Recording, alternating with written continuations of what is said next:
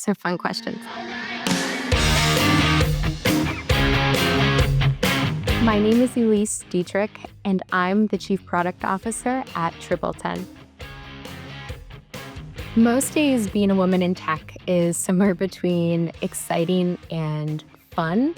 So, for example, being in the room when we make decisions where it's clear that my presence there changes the outcome of the decision in the best way. The other thing is just being fun. You work in a much more casual culture than, for example, financial or legal, where you have to be dressed a certain way and a certain level of formal.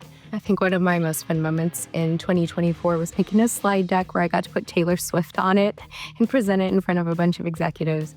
And so just getting to have fun in that kind of culture is always nice.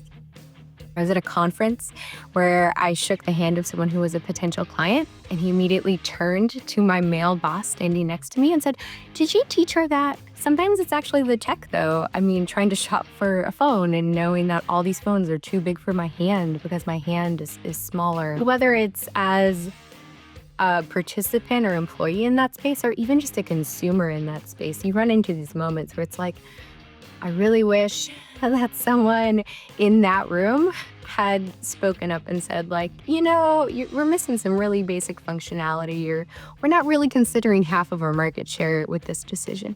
One of the big changes is you get to make hiring decisions. And often when you're at a tech company, there's a lot of roles that are what you might call tech adjacent. It's this mixture of those soft or durable skills and technology. When you're holding a really rigorous bar, and by rigorous, I mean stereotypical, of you went to this kind of school and you got this kind of degree, well, you're gonna get the same flavor of person. But when you make those criteria more holistic, of can show technical aptitude on these sorts of things, you get a much wider variety of perspectives in your candidate pool and eventually on your teams.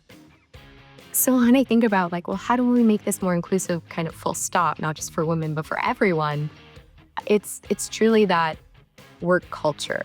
I think we have a habit of saying, oh, well, you have to do this 60-hour grind. And if you take vacation or paternity leave, you're going to get mommy tracked. If we can just accept that tech is a normal job like everything else, and at the end of the day, it's just a job. You get to have a life outside of that. And the company should respect that and understand you are just a 40-hour-a-week kind of employee, and you get to be respected and treated as a human. I think it would be wonderful for absolutely everyone, and it would disproportionately help those underrepresented groups such as women. Tech is everywhere. And so instead of thinking, I want to be a software engineer at this big company like Netflix or Spotify, thinking about, well, where is the intersection of my interests? Ed tech or fintech, where those interests come together and they just feel inherently different than vanilla big tech companies. What are these other strengths that you are going to bring to the table? And where do those two things intersect? Not only will you probably find those jobs much more enjoyable, but you're going to be such a strong candidate in those intersectional roles.